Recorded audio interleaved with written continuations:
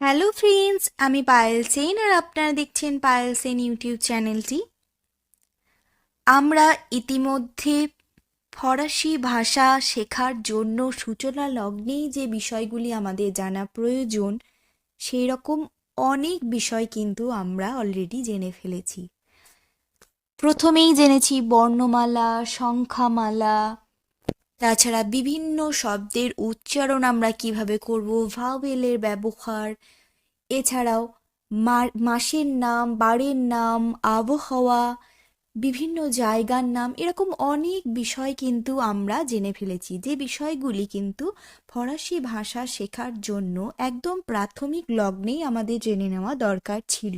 সেই বিষয়গুলি কিন্তু আমরা এখনো অবধি জেনে ফেলেছি। এবং গত ক্লাসেই একটি বিষয়ে আমরা জেনেছি, সেটি হচ্ছে মানুষের শারীরিক বর্ণনা। অর্থাৎ সেই শারীরিক বর্ণনা দিতে গিয়ে কোন শব্দগুলি আমরা শিখেছি? সুন্দর, কুৎসিত, লম্বা, বেঁটে, মোটা, রোগা, এরকম বিভিন্ন ধরনের শারীরিক বৈশিষ্ট্য সম্পন্ন শব্দগুলি আমরা শিখেছি। এবং এই শব্দগুলি শেখার সময় আমি বারবারই বলছিলাম, সে সুন্দরী, ছেলেটি সুন্দর, মেয়েটি সুন্দরী, মেয়েটি লম্বা, ছেলেটি বেঁটে, এরকম যে বাক্যগুলি আমি আপনাদের সঙ্গে আলোচনা করছিলাম, আজকে সেই বাক্যগুলি আমরা কিভাবে তৈরি করব সেই বিষয়টির ওপর কিন্তু আপনাদের সঙ্গে আলোচনা করব। অনেক হলো, অনেক বিষয়ের মধ্যে আমরা অনেক শব্দের সম্পর্কে জেনেছি, অনেক নিত্য নতুন বিষয়ও শিখেছি, কিন্তু আমাদের একটি ভাষা শেখার জন্য, একটি ভাষা আয়ত্ত করার জন্য যে বিষয়টি আমাদের জানা মূল প্রয়োজনীয়, সেটি হচ্ছে আমাদের মনের ভাব আমরা কীভাবে সেই ভাষাটির মাধ্যমে প্রকাশ করব, বা একটি বাক্য আমি কিভাবে তৈরি করব। বাক্যই যদি না তৈরি করতে পারি, তাহলে আমি ভাষাটা সম্পর্কে বলবই কিভাবে, বা ভাষাটা সম্পর্কে বুঝবই কিভাবে যে কি বলছে। শুধুমাত্র তো অনেকগুলি শব্দ আমার জেনে নিলেই হবে না। একটি ভাষা আয়ত্ত করার জন্য যেমন শব্দের স্টক থাকাটা দরকার, অর্থাৎ শব্দের সঞ্চয় থাকাটা যেমন দরকার, ঠিক তেমনই সেই শব্দগুলিকে কাজে লাগিয়ে কিভাবে একটি বাক্য তৈরি করব সেটাও কিন্তু আমাদের জানা দরকার। অনেকটা বলতে পারেন মালা গাঁথার মতো। যেমন একটি মালা গাঁথতে গেলে আমাদের ফুলের প্রয়োজন হয়, ঠিক তেমনই একটির পর একটি ফুল আমি একটি সুতোর মধ্যে গেঁথে কিভাবে একটি সুন্দর মালা তৈরি করব সেটাও কিন্তু আমার জানা প্রয়োজন। অর্থাৎ এরা, এই শব্দ এবং বাক্য কিন্তু একে অপরের পরিপূরক। একটা বিষয় জানতে গেলে কিন্তু আমাকে একটা বিষয় জানতেই হবে, এবং শুধুমাত্র একটা বিষয় দিয়েই কিন্তু আমার কাজ মিটে যাবে না। অর্থাৎ একটি ভাষা শেখার জন্য একটি শব্দ জানা বা শব্দগুলি জানা আমাদের যেমন ভীষণ জরুরি, ঠিক সেই রকমই শব্দগুলিকে পাশাপাশি অবস্থান করে কিভাবে আমরা একটা বাক্য তৈরি করব সেটাও কিন্তু জানার দরকার। কারণ একটি বাক্যের মাধ্যমেই কিন্তু প্রত্যেকটা মানুষ নিজের মনের ভাব একে অপরের মধ্যে প্রকাশ করে, বা একে অপরের মধ্যে কথোপকথনে নিযুক্ত হয়। তো এই বাক্যের ব্যবহার কিন্তু আমাদের ভাষা শিখতে গেলে অবশ্যই জানতে হবে। আজকে যে বিষয়টি সম্পর্কে আমি আপনাদের সঙ্গে আলোচনা করব, সেই বিষয়টি কিন্তু বাক্য তৈরিতে খুব প্রয়োজনীয় একটি বিষয়। সেই বিষয়টি কি না, ব্যক্তি বা বস্তুর নির্দেশক সর্বনাম। সর্বনামের ব্যবহার আমরা কখন করি বন্ধুরা? বিশেষ্যের পরিবর্তে আমরা সর্বনামের ব্যবহার করি। বিশেষ্য কোনগুলি? যেগুলির দ্বারা একটি নাম বোঝায়, কোনো স্থানের নাম বলতে পারেন, কোনো ব্যক্তির নাম বলতে পারেন। তো এর পরিবর্তে যে যে বিষয়টি আমরা ব্যবহার করি সেটি হচ্ছে সর্বনাম। যেমন একটি নাম দ্বারা আমরা বারবার উচ্চারণ না করে, যেমন রহিম খুব ভালো ছেলে, কাজল খুব ভালো মেয়ে, বা কাজল অনেক সময় ছেলেদেরও নাম হয়, কাজল খুব ভালো ছেলে, কাজল একটু বেটে, কাজল একটু মোটা, এই যে বারবার এই একটি নাম আমি উল্লেখ না করে এটাও বলতে পারি যে সে একটু মোটা, সে খুব ভালো ছেলে, সে পড়াশোনায় ভালো, বা কখনো আবার তার নামটা ব্যবহার করলাম। এই রকম একটি বাক্য বা অনেকগুলি বাক্য একত্রে বলতে বলতে যখন মানে বাক্যের একঘেয়েমিতা দূর করতে, বাক্যের শ্রুতিকটুতা দূর করতে আমরা এই সর্বনামের ব্যবহার কিন্তু ব্যবহার করি। তো এই সর্বনামের মাধ্যমে খুব সহজেই আমরা একটি ব্যক্তি বা বস্তুকে কিন্তু নির্দেশ করতে পারি। তো চলুন দেখে নিই কোন সর্বনামের মানে ফ্রেঞ্চ ভাষায় কি, বা ফ্রেঞ্চ ভাষায় আমাদের এই সর্বনামগুলিকে আমরা কিভাবে বলবো। জ অর্থাৎ আমি, এটি একটি খুব গুরুত্বপূর্ণ শব্দ আমি, কারণ আমি দিয়েই কিন্তু আমি একটি মানুষের সঙ্গে কথোপকথন শুরু করি। অর্থাৎ আমি যখন কারোর সঙ্গে কথোপকথন করতে যাচ্ছি, বা আমি যখন আমার মনের ভাব কারোর কাছে প্রকাশ করব, তখন আমি একটি খুব গুরুত্বপূর্ণ শব্দ, এবং আমি নিজেও খুব গুরুত্বপূর্ণ। কারণ কি, প্রত্যেকটা মানুষের কাছে কিন্তু তার নিজেকে গুরুত্ব দেওয়া খুব দরকার। আমি আমার কাছে খুব গুরুত্বপূর্ণ, তাই আমি শব্দটা আমি মনে করি খুবই গুরুত্বপূর্ণ একটি শব্দ। যে আমি, আমি কি, আমি কি করি, আমার কি করা উচিত, আমি কেমন, এই আমি শব্দটা দিয়েই কিন্তু আমার গোটা জীবনটা নির্ভর করছে। যাই হোক, আমি শব্দটি তাই আমার কাছে খুব গুরুত্বপূর্ণ শব্দ বলে আমার মনে হয়, এবং আমি সত্যি একটি খুব গুরুত্বপূর্ণ শব্দ, কারণ বাক্য তৈরি করতে গেলে কিন্তু আমি, তুমি, শুধু আমিই নয়, আমি, তুমি, সে, একজন, আমরা, আপনি, আপনারা, এরকম বিভিন্ন ধরনের শব্দের ব্যবহার আমরা করে থাকি। তো প্রথমেই যেটা বলবো সেটা হচ্ছে জ অর্থাৎ আমি, চু অর্থাৎ তুমি, ইল, আইএলএস, আইএলএস থেকে আপনারা নিশ্চয়ই বুঝতে পারছেন এটা বহুবচনযুক্ত শব্দ, কিন্তু ওর উচ্চারণ একই থাকবে, ইল, ইল অর্থাৎ সে। কিন্তু এই ইলের ব্যবহার আমরা কখন করব? যখন একটি পুরুষের পরিবর্তে আমি একটি এই সর্বনামটি ব্যবহার করব। অর্থাৎ পুরুষের পরিবর্তে যে সর্বনামটি ব্যবহার করা হয়, বা পুংলিঙ্গবাচক শব্দের পরিবর্তে যে সর্বনামটি ব্যবহার করব, সেটি হচ্ছে ইল। এবং পুংলিঙ্গবাচক বহুবচনযুক্ত শব্দের জন্য যে সর্বনামটি ব্যবহার করব সেটি হচ্ছে আইএলএস, এল, ইএলএলইএস। একজন মহিলা সম্পর্কে যখন আমি কিছু বলবো তখন সেটি হবে এল, বা একজন স্ত্রীলিঙ্গবাচক শব্দের ক্ষেত্রে যখন আমি বলবো তখন বলবো এল।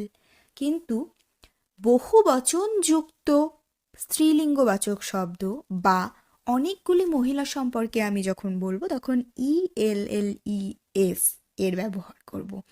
ওএন, অনেক সময় অনেক রকমভাবে ব্যবহার হয়, যেমন অয়ের মানে কখনো আমরা, কখনো একজন, কখনো তারা, বা কখনো একটি নির্দিষ্ট ব্যক্তি সম্পর্কে বলা হয়, কখনো কোনো মানুষ সম্পর্কে বলা হয়। তাই অয়ের ব্যবহার কিন্তু অনেক রকম হয়, এটা কিন্তু আমাদের একটু জেনে নিতে হবে। নিশ্চয়ই পরবর্তী অংশে আমরা নিশ্চয়ই জানবো, পরবর্তী সময়ে নিশ্চয়ই জানবো। এন ও ইউএস, নু অর্থাৎ আমরা, নু অর্থাৎ আমরা বোঝাতে আমরা এই নু শব্দটি ব্যবহার করি, কিন্তু কখনো কখনো ও এন অ এর ব্যবহারও কিন্তু হয়। ভি ও ইউএস, ভু, এই ভু কথাটি কিন্তু ফ্রেঞ্চে সাধারণভাবে ব্যবহার হয় না। সাধারণভাবে ব্যবহার বলতে আমি যেটা বলছি সেটি হচ্ছে, যেমন আমরা বাংলায় আমার নিজের বন্ধু বা নিজের কাছের মানুষদেরকে আমি তুমি, কখনো কখনো তুই সম্বোধনও করে থাকি। কিন্তু আমি যখন কাউকে সম্মান দিয়ে কিছু বলবো, বা আমার বয়োজ্যেষ্ঠ মানুষকে, বা অনেক সময় আমার শিক্ষক শিক্ষিকাকে কিন্তু আমি তুমি বা তুই সম্বোধন করতে পারি না, তাদেরকে কিন্তু আমরা আপনি বা আপনারা সম্বোধনভাবে বলি। একজন হলে আপনি এবং বহুবচন হলে আপনারা। তো এই রকম সম্মানজনকভাবে সম্বোধন করতে গেলে, বা যে ব্যক্তিটি আমার কাছে পরিচিত নয় তাকে যদি আমি কিছু বলি সেই ক্ষেত্রে তাকে ভূ সম্বোধন করব। কিন্তু ভূ অর্থাৎ তোমরা বোঝাতেও কিন্তু ভূয়ের ব্যবহার করা হয়, কিন্তু আপনি আপনারা ব্যবহার করতে অবশ্যই ভূয়ের ব্যবহার করব। অর্থাৎ ভূয়ের অর্থ হচ্ছে তোমরা, আবার আপনি এবং আপনার অর্থাৎ এই সম্মানজনক ভাবে বলতেও কিন্তু আমরা ভূয়ের ব্যবহার করব, বা অফিসিয়াল অনেক কাজেও আমরা ভূয়ের ব্যবহার করি। কিন্তু সাধারণত তুই তুমি এই বিষয়গুলি আমরা নিজের কাছের লোক বা নিজের বন্ধু তাদের মধ্যেই কিন্তু আলোচনা করি, বা তুই বা তুমি তাকে বলে সম্বোধন করি। তো এখনো অবধি আমি, আমরা, তুমি, তোমরা, সে, তারা, আপনি, আপনারা এই সর্বনামগুলো আমরা জেনে ফেললাম, এবং তার সঙ্গে জেনেছি অনেক শব্দ। কিন্তু এখন আমার যে বিষয়টি আপনাদের সঙ্গে আলোচনা করা উচিত সেটি হচ্ছে এই শব্দগুলি দিয়ে, অর্থাৎ এই সর্বনাম আর এই শব্দগুলি দিয়ে আমি কিভাবে একটি বাক্য তৈরি করব। তো আজকের পরবর্তী অংশে আমি এই সর্বনাম আর আমার জেনে রাখা কিছু শব্দ, অর্থাৎ এখনো অবধি আমরা ক্লাসে যে শব্দগুলি জেনেছি সেই শব্দগুলি দিয়ে কিভাবে বাক্য রচনা করব সেটি আমি আপনাদের সঙ্গে আলোচনা করব। তো চলুন চলে যাই এর পরের অংশে, এই সর্বনাম এবং এখনো অবধি জানা শব্দগুলি দিয়ে কিছু বাক্য তৈরি করে ফেলি। চলুন। ব্যক্তি বা বস্তু নির্দেশক সর্বনাম দিয়ে বাক্য তৈরির সময় যে বিষয়টি আমাদের প্রথমেই মাথায় রাখতে হবে সেটি হচ্ছে আমি হই, আমরা হই, তুমি হও, তোমরা হও, সে হয়, তারা হয়, এগুলো আমরা কিভাবে বলবো। বাংলা ভাষার ক্ষেত্রে আমরা যেহেতু বাঙালি, আমরা প্রথম থেকেই বাক্য শিখে গেছি বলতে বলতে, কিন্তু ব্যাকরণগত কারণ কিন্তু কখনোই খুঁজিনি ছোটবেলায় বা একদম যখন ছোট্ট ছিলাম আমরা। কিন্তু আস্তে আস্তে ব্যাকরণ শেখার পর আমরা বুঝতে পারি এইভাবে একটি বাক্য তৈরি হয়, এবং ইংরেজি ভাষার ক্ষেত্রে খুব ভালোভাবেই বুঝতে পেরেছি একটি বাক্য তৈরির আগে আমাদেরকে অবশ্যই শিখতে হয়েছিল I am, you are, we are, he she is, এই বিষয়গুলো কিন্তু আমরা শিখেছি। ঠিক ফ্রেঞ্চ ভাষার ক্ষেত্রেও কিন্তু বাক্য তৈরির সময় এই বিষয়গুলো আমাদের শিখতে হবে। যেমন আমি হই, কি বলবো, je suis, je suis। তুমি হও, tu es। সে হয়, il est, elle est, on est। এর ব্যবহার আমি আগের অংশে আপনাদের বললাম, সেটা কিন্তু বিভিন্ন সময় বিভিন্ন রকমই হতে পারে, এবং ও এন এর সঙ্গে ইএসটি একত্রে উচ্চারণ হবে অনে, অনে, অনে। আমরা হই, নুসম, নুসম। তোমরা হও, তুমি হও, এখানে হবে তোমরা হও।